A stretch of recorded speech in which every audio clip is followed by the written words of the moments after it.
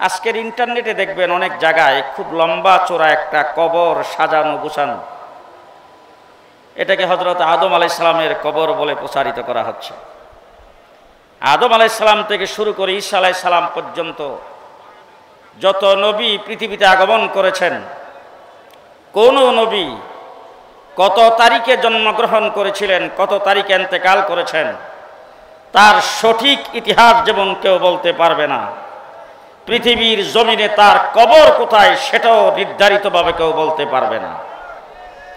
আমরা যখন বাইতুল্লাহ শরীফ জিয়ারত করতে যাই, তখন আমরা লোকমুখে শুনি যে মাকাম ইব্রাহিম আলাইহিস সালামের কবর থাকতেও পারে, এখানে অনেক নবীদের কবর থাকতে পারে।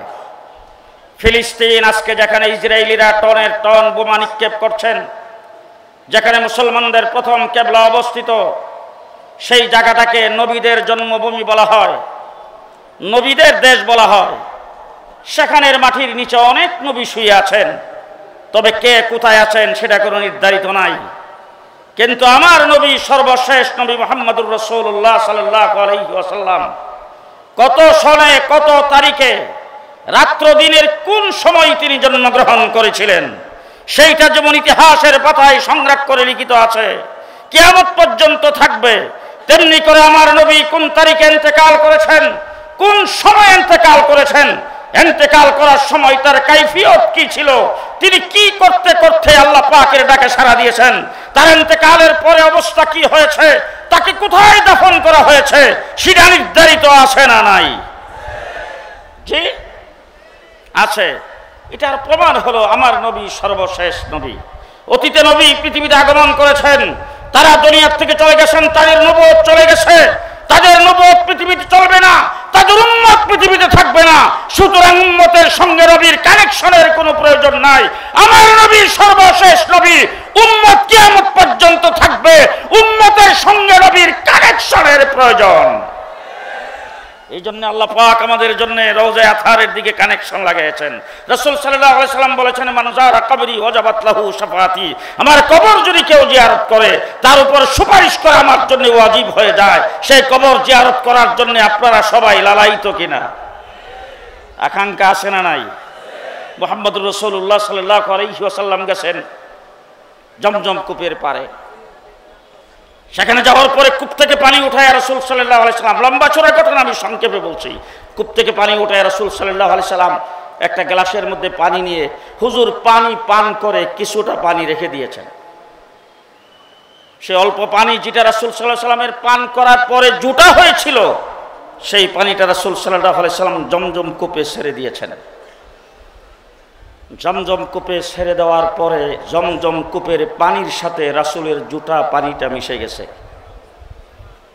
আজকের পৃথিবীতে আপনারা যারা এখানে বসা আছেন, আপনারা এমন মানুষ কি এখানে আছে যে জমজমের পানি আমি আজ পর্যন্ত কোনোদিন পান করি নাই? আছেন কেউ? আছেন কেউ? জি, মক্কা মদিনায় কোনোদিন যান নাই এমন মানুষ আছে না নাই? আছেন? কোনোদিন যান নাই, কিন্তু জমজমের পানি পান করেছেন, ঠিক কিনা বলেন?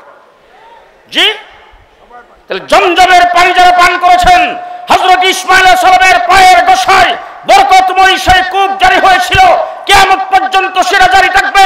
আল্লাহর নবী পানি পান করে জুতা পানি সেখানে নিক্ষেপ করার কারণে আজকে যারা পানি পান করবে তাদের দেহের ভিতরে আল্লাহর নবীর জুতাও সাথে সাথে বসবে। মুহাম্মদুর রাসূলুল্লাহ সাল্লাল্লাহু আলাইহি সাল্লামের সঙ্গে আমাদের কানেকশন আছে না নাই? কি বলেন, আছে না নাই?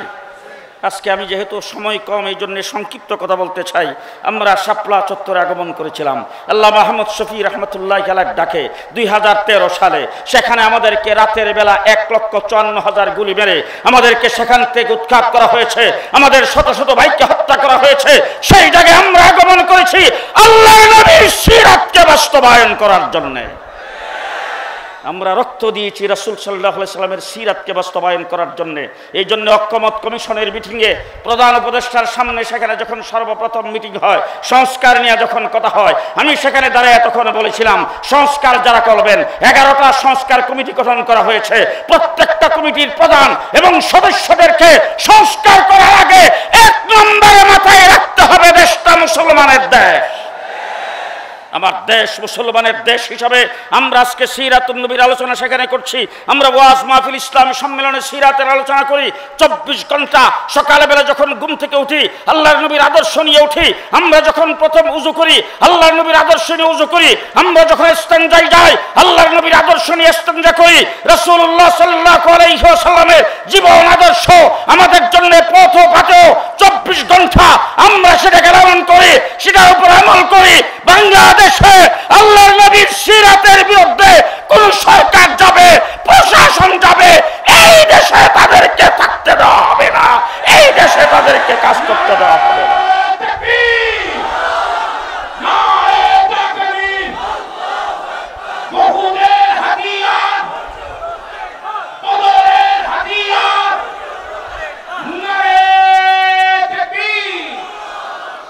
তিরিশ পারা কোরআন, মুহাম্মদুর রাসূলুল্লাহ সাল্লাল্লাহু আলাইহি সাল্লামের সিরত, সাহাবায়ে কেরামের জিন্দেগি, রাসূল সাল্লাল্লাহু আলাইহি সাল্লামের সিরত, আকাবের আসলাফের জিন্দেগি, রাসূল সাল্লাল্লাহু আলাইহি সাল্লামের সিরত, আইম্মায়ে মুজতাহিদিনের জিন্দেগি, রাসূল সাল্লাল্লাহু আলাইহি সাল্লামের সিরত, সিয়াসিত্তার হাদিস যারা লিখেছেন তাদের জিন্দেগি, রাসূল সাল্লাল্লাহু আলাইহি সাল্লামের সিরত, আমাদের পীর মুর্শিদ তাদের জিন্দেগি, রাসূলের সিরত, সিরতকে নিয়ে তারা চলমান ছিলেন।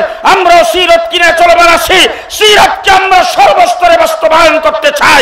ব্যক্তি, সমাজ, পরিবার থেকে শুরু করে রাষ্ট্র পর্যন্ত বাংলাদেশে সিরাত প্রতিষ্ঠা হইতে হবে। আপনারা রাজি আছেন? রাজি আছেন? গত 5ই আগস্টে বাংলাদেশে অভ্যুত্থান ঘটছে। 5ই আগস্টে বাংলাদেশে অভ্যুত্থান ঘটেছে, ছাত্র জনতা অভ্যুত্থান ঘটিয়েছেন। শেষ কথা আমি আপনাদের সামনে বলতে চাই, দেশ ছেড়ে চলে গেছেন ধর্ম নিরপেক্ষতাবাদের কলঙ্ক, দেশ ছেড়ে চলে গেছেন নাস্তিক মুরতাদের আদর্শ যারা বাস্তবায়ন করতে চেয়েছিল, দেশ ছেড়ে চলে গেছেন ভারতীয় আদর্শ যারা প্রতিষ্ঠা করতে চেয়েছিল, দেশ ছেড়ে চলে গেছেন ইসলাম বিরোধী, আলেম ওলামা বিরোধী যারা, তারা দেশ থেকে চলে গেছেন। এবার যদি আবার কোন বিপ্লবের ডাক আসে দেশে ইসলাম প্রতিষ্ঠার জন্য, 5ই আগস্টে যেভাবে রক্ত দিয়েছি সামনেও সেইভাবে রক্ত দিতে প্রস্তুত। কে কে প্রস্তুত? নাসরুম মিনাল্লাহ, ফাতহুন করিব, আবাশশিরিল মুমিনিন।